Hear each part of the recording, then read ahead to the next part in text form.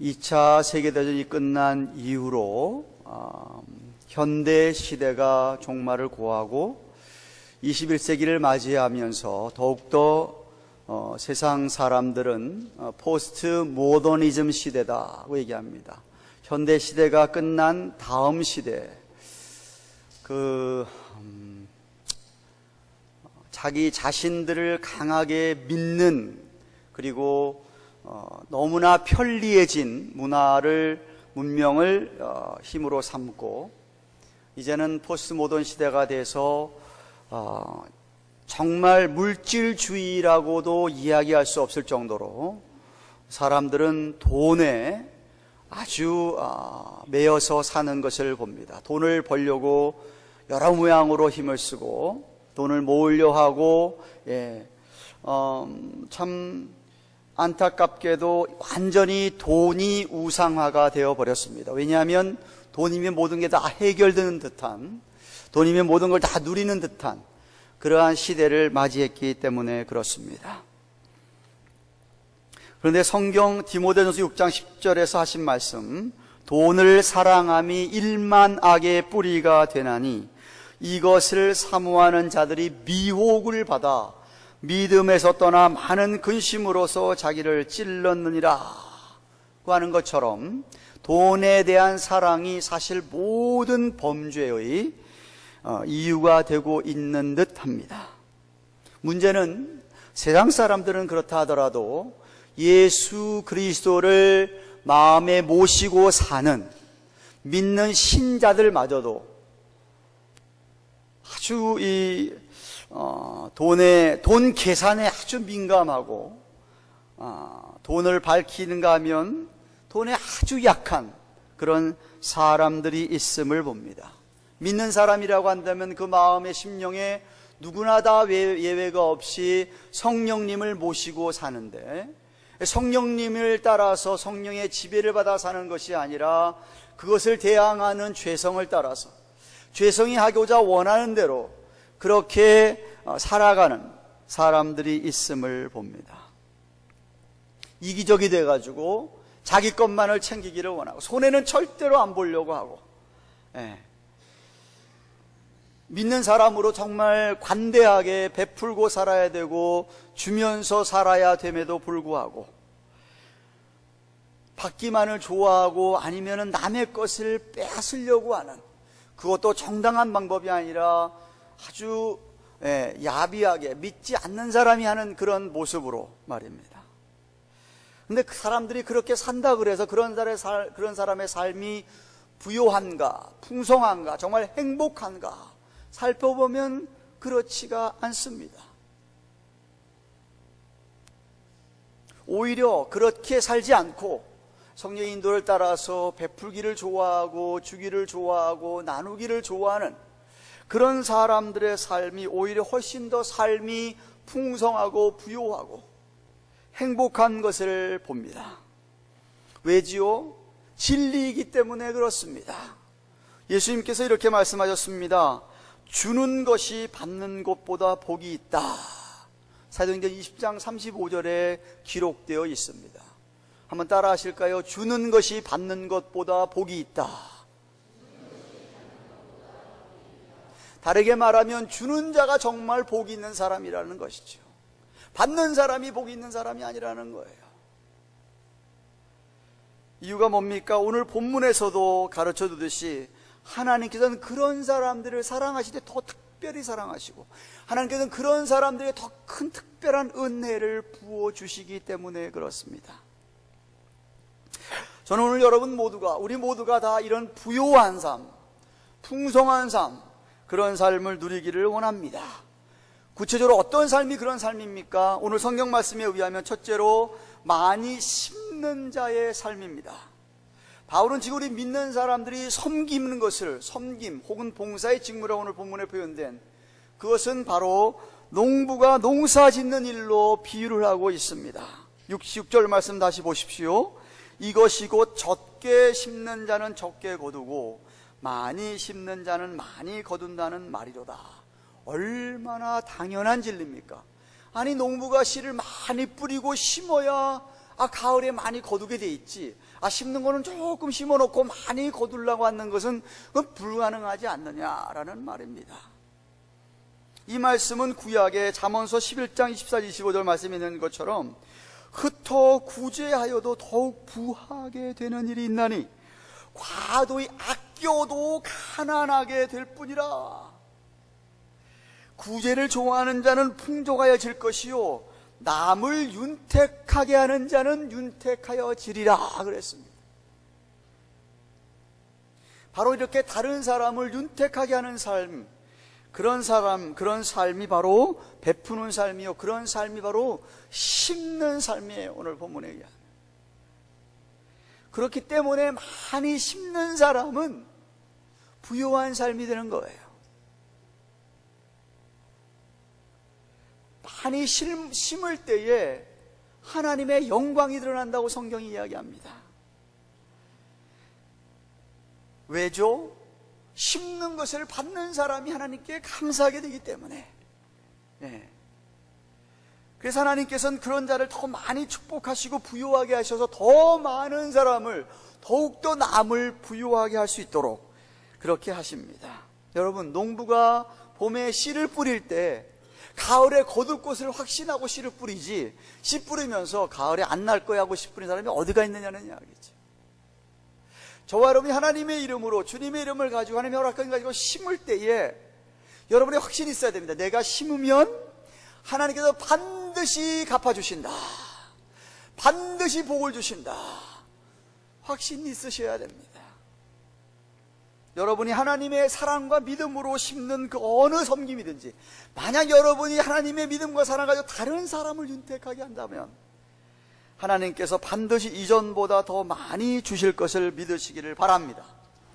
예수님께서 한번 이렇게 말씀하셨습니다. 누가복음 6장 38절에 주라, 그리하면 너희에게 줄 것이니 곧 후히 되어 누르고 흔들어 넘치도록 하여서 너희에게 안겨주리라. 우리 예수님이 약속을 하셨어요. 어느 목사님이 시골의 아주 작은 교회, 아주 7-8명 모일까 말까는 아주 작은 교회에 설교 부탁을 받고 설교하러 가는데 자기 아들을 데리고 왔다 그럽니다. 작은 아이들을. 그 이제 예배당에 들어가기 전에 그 교회는 예배당 입구에 헌금함이 있더랍니다. 그래서 주머니에서 1,000원짜리 지폐를 헌금을 딱 하고서는 들어왔다고 합니다. 설교를 하고 설교를 마치니까 그 대표되는 사람이 목사님, 저희 교회는 이렇게 설교하시는 분 헌금함에 있는 거 다 그대로 목사님 드립니다 하고 드리더랍니다. 그 헌금을 열어보니까 딱 1,000원짜리 한 장이 있더랍니다. 자기가 낸 헌금. 아들이 있다 하는 말이, 아빠, 그러니까 아빠가 많이 헌금했으면 많이 받을 거 아니야, 그랬다라는 것이죠.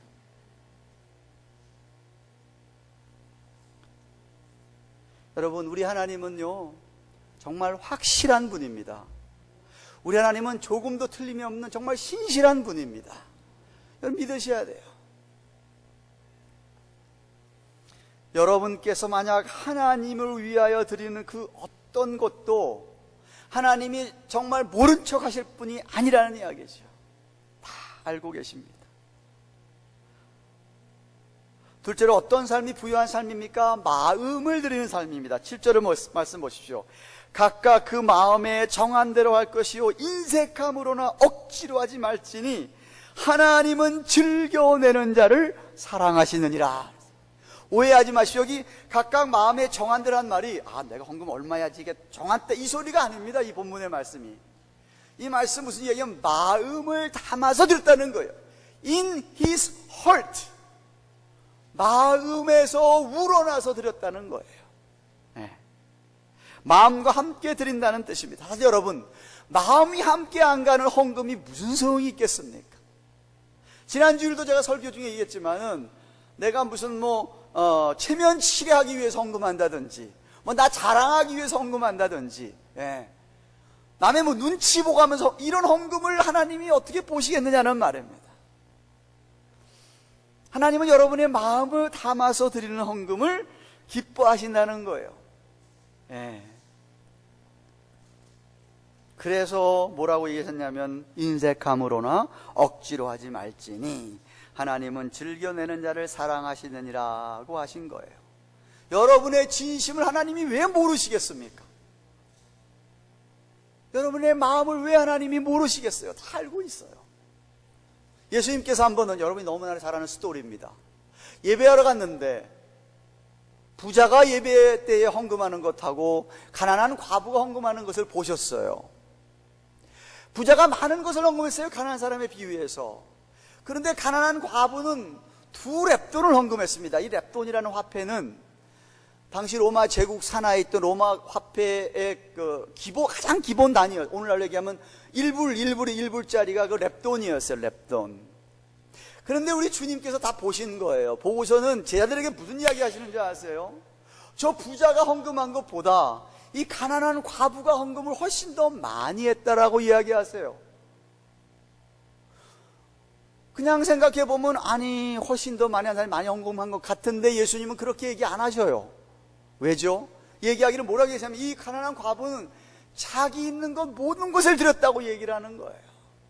뭐예요? 퀀티티가 아니라 퀄리티라는 거예요. 생각해요, 여러분. 100만 장자가 10,000불 헌금하는 것하고요, 하루 일주일에 그냥 12시간 일해가지고 버는 사람, 시간 나 10불 버는 사람이 하는 헌금 뭐 한 100불하고요 1,000불하고 비교가 되겠습니까? 네. 주님 보시는 거는 마음을 보신다는 거예요. 네.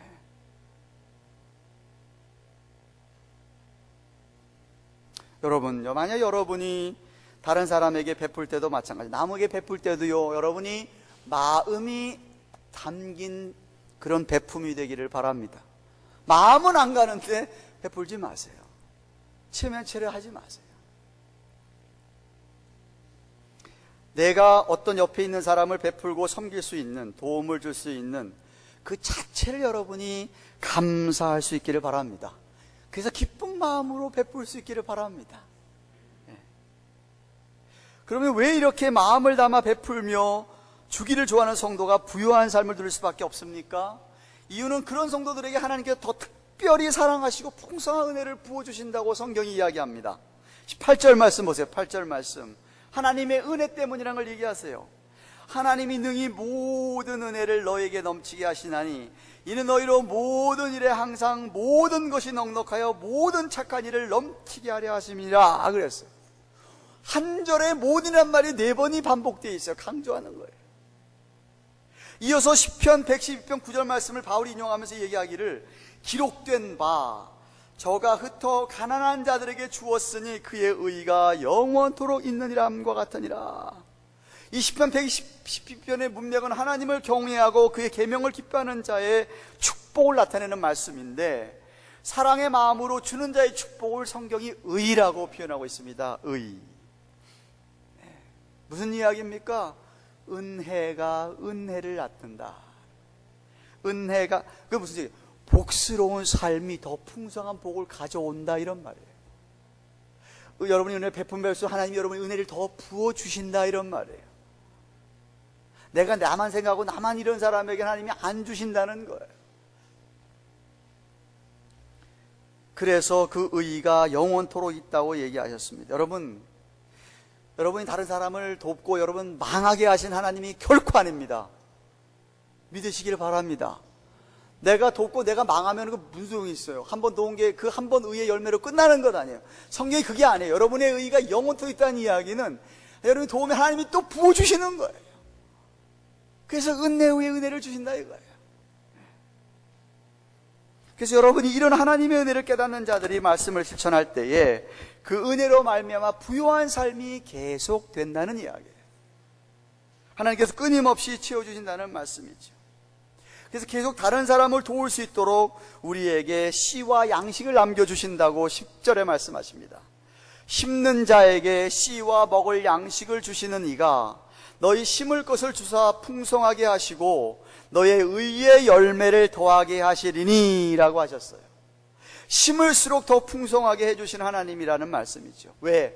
그것이 하나님께 영광이 되는 일이기 때문입니다. 여러분의 사랑을 받는 성도들이 그들을 위하여 기도하게 되고 하나님의 은혜를 더욱 사모하게 됩니다. 14절에 또 저희가 너희를 위하여 간구하며 하나님이 너희에게 주신 지극한 은혜를 인하여 너희를 사모하느니라 그랬어요. 그러니까 여러분 심지 않으면 여러분 하나님이 주시지도 않는다는 뜻이 되는 것이죠. 왜? 하나님께 감사할 이유가 없기 때문에, 하나님께 영광이 받으실 일이 없기 때문에 그렇다는 말씀이에요. 사랑하는 교양가든 교우 여러분, 사실 여러분 하나님께서 우리에게 베풀어 주신 이 죄 사함의 은혜라고 하는 것은요, 여러분이 우리가 받는 어떤 고통이나 우리의 필요나 어떤 자원보다도 훨씬 더 큰 것입니다. 우리의 어떤 죄벌을 다 덮을 수 있는 게 이 하나님의 큰 은혜예요. 그래서 성경이 이렇게 얘기합니다. 이사야서 1장 18절 여호와께서 말씀하시되 오라 우리가 서로 변론하자. 너희 죄가 주홍같을지라도 눈과 지어질 것이요 진홍같이 붉을지라도 양털같이 되리라. 우리가 그런 은혜를 입은 사람들이에요. 이 은혜가 우리가 노력해서 받은 게 아니라 거저 주신 하나님의 구속의 은혜예요. 아들 독생자 예수를 우리를 대신 죽게 하신 하나님의 은혜입니다. 그렇기 때문에 우리의 죄에 이런 큰 은혜를 받은 우리들인데, 하나님께서는 거기에 그치는 것이 아니라 이런 큰 은혜를 받은 우리 하나님의 자녀들에게 이 땅에서 살아가는 데 필요한 더 은혜를 주시지 않겠느냐라고 말씀하세요. 로마서 8장 32절입니다. 자기 아들을 아끼지 아니하시고 우리 모든 사람을 위하여 내어주신 이가 어찌 그 아들과 함께 모든 것을 우리에게 은혜로 주지 아니하시겠느뇨. 주신다는 말씀이에요. 그래서 바울이 오늘 15절에 뭐라고 얘기합니까? 말할 수 없는 그의 은혜를 인하여 하나님께 감사하노라고 고백하며 본문의 말씀을 맺고 있지 않습니까? 여러분도 그 은혜를 사실 누리고 있는 사람들이에요. 근데 여러분 그 은혜가 계속 철철 넘치려면 여러분이 나눠줄 수 있어야 된다는 거죠. 베풀고 주는 삶이 돼야 된다는 거예요. 나 혼자만 갖고 있으면 은혜가 오다가 이제 중단이 돼버리고 그 안에서 썩게 됩니다. 흐르지 않는 물에는 고기가 안 살게 되어 있는 거예요. 썩을 수밖에 없는 거예요.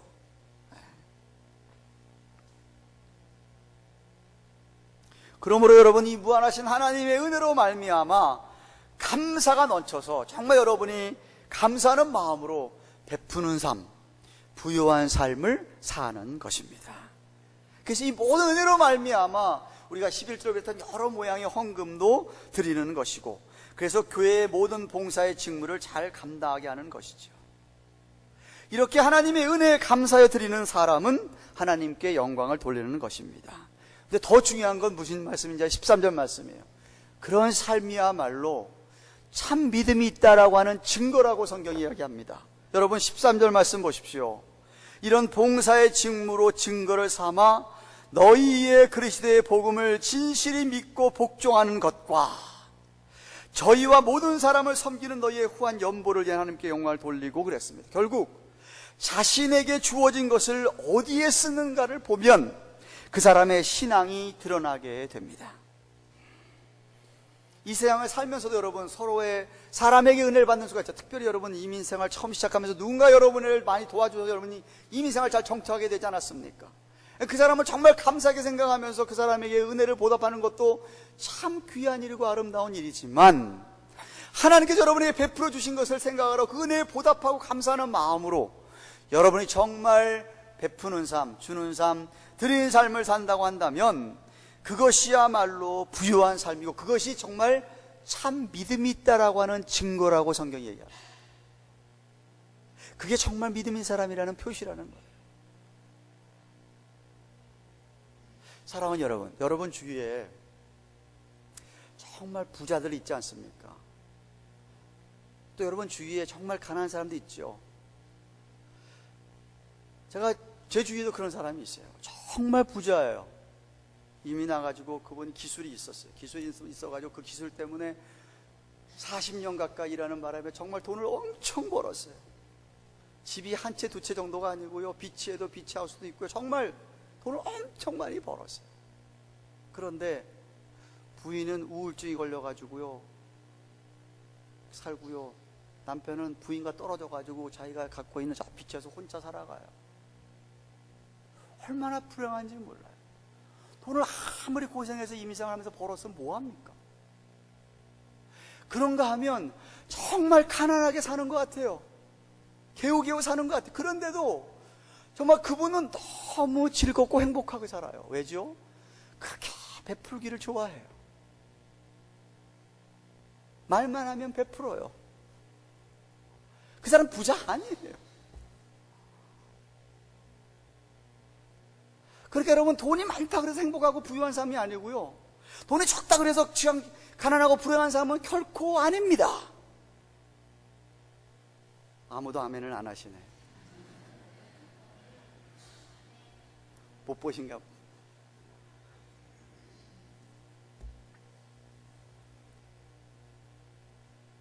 중요한 건 뭐죠? 이 세상 삶이 전부가 아니라는 거예요. 이 세상 삶 우리가 조금 있다가 가는 삶이잖아요. 근데 간 다음에는 영원한 삶이 우리 옆에 기다리고 있어요. 근데 이 영원한 시간이 다 똑같지 않다는 이야기를 제가 몇 번씩 했어요. 우리가 이때에서 어떻게 사는가가 그 영원한 삶이 어떻다는 것을 결정한다 그랬어요. 그런데도 불구하고 이 땅에서 없어질 것 가지고 참 사시는지 않는지 모르겠습니다. 여러분, 저와 여러분이 아무리 가난해도요, 얼마든지 우리는 부유한 삶을 살 수 있습니다. 어떻게? 심으십시오. 베푸십시오. 나누십시오. 한 두 달, 세 달 전에도 얘기했잖아요. 콩 한 짝 있으면 반 나눠 드세요. 그렇게 살 수 있어요.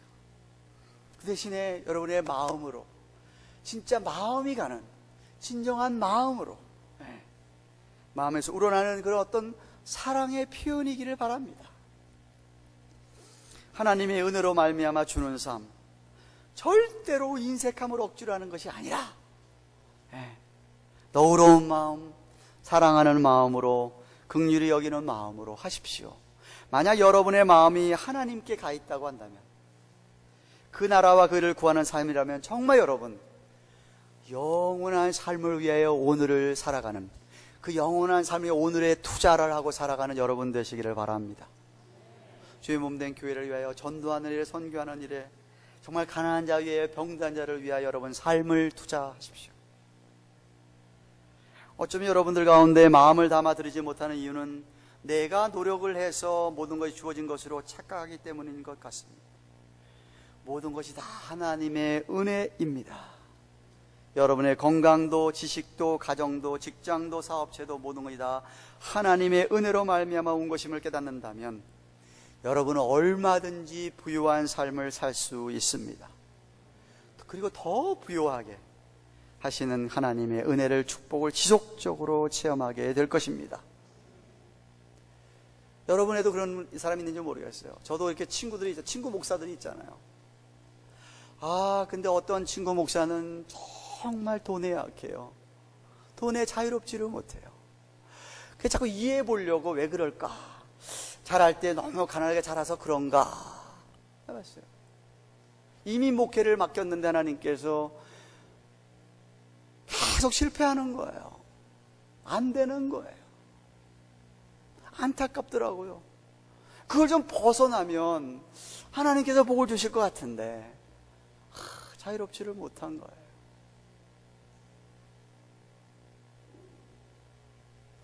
저도 학교 때 그런 경험을 해봤지만 신학교 때 우리 신학생들한테 가장 큰 경험이 뭔지 아세요? 이게 등록금을 내야 되는데 신학생들이 가난하잖아요. 이 안타깝게 막 기도하고 있고 등록금 그러고 있으면은 갑자기 메일박스에 등록금 도우라고 체크가 들어온 경험. 몇몇 사람들이 그렇게 얘기를 하는 거예요. 하나님이 채워주시는 거다. 경험을 하는 거예요. 허슨 테일러가 그랬다잖아요. 중국 선교, 인도 선교 하면서 나는 결코 하나님만 바라보겠다. 나 선교비 달라고 사람한테 요구하지 않겠다. 사람한테 요구하지 않아도 그 선교를 하나님이 복을 주셔서 선교비는 계속 오더하지 않습니까? 하나님께서 사람들이 마음을 움직여가지고 이야기 안 해도 오더라는 거예요.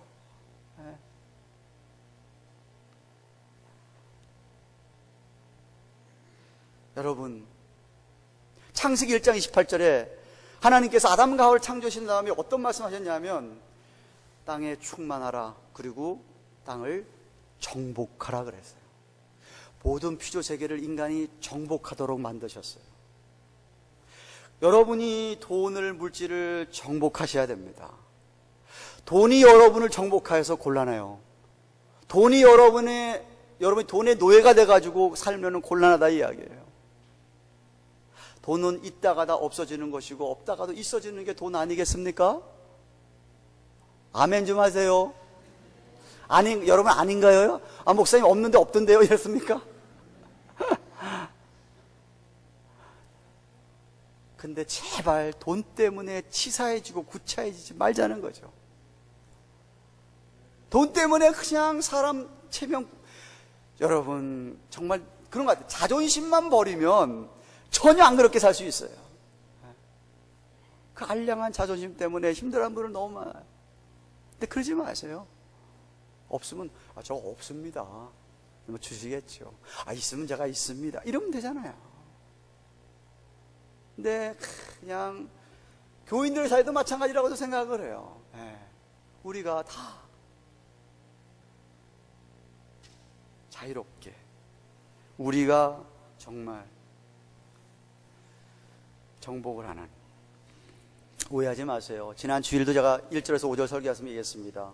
뭐 저축을 한다든지 돈을 좀 지혜롭게 투자를 한다든지 이거 못하게 하는 게 아니라요. 그 성경에도 그런 거 아니에요. 성경에도 지혜로운 사람이 되어가지고 준비하는 사람이 되어가지고 얼마든지 그럴 수 있어요.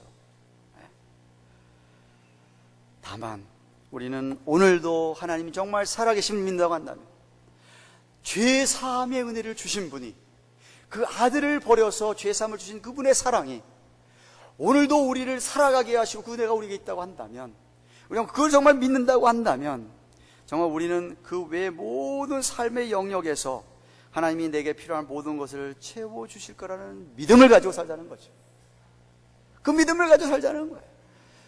내가 베풀면 하나님이 분명히 채워줄 것도 믿고 살고, 부유한 삶을 누리자고 하는 것입니다. 의의 열매를 맺고 살자는 것이죠. 정말 내 믿음이 진실한 믿음이라고 하는 것이, 오늘 성경 13절에 얘기하는 것처럼 내 믿음이 진짜 믿음이라고 하는 것을 하나님과 사람 앞에 증거를 보이고 살자는 거예요. 그 성경이 얘기하고 있어요. 그죠? 그래서 그런 여러분의 신앙생활 때문에 여러분 중에 많은 사람들이 여러분을 보고 하나님께 감사를 드리고 하나님께 영광을 돌리는 그런 삶이 되기를 우리 주 예수님의 이름으로 축원합니다. 기도하십시다.